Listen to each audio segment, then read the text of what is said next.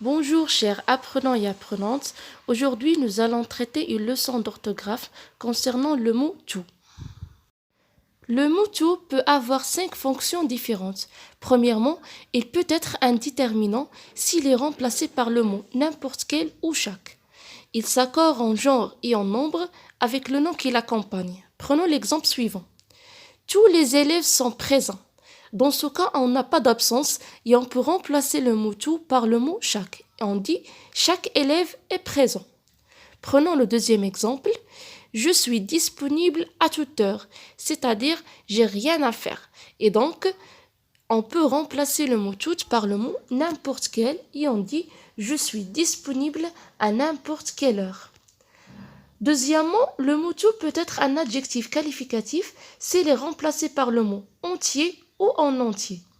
Et il s'accorde en genre et en nombre avec le sujet qu'il accompagne. Prenons l'exemple suivant.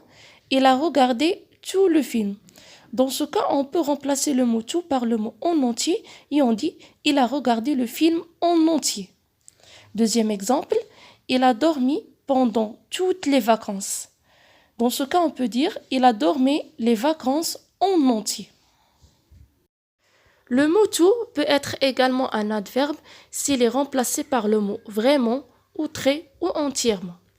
Par exemple, Ali et Karim étaient tout contents. Dans ce cas, on peut remplacer le mot tout par le mot vraiment et on dit Ali et Karim étaient vraiment contents. Deuxième exemple, mes lunettes sont toutes abîmées. On peut remplacer le mot tout par le mot vraiment ou entièrement et on dit mes lunettes sont vraiment abîmées ou bien mes lunettes sont entièrement abîmées. Dans ce cas, le mot tout en tant qu'adverbe ne s'accorde jamais avec le nom en genre et en nombre.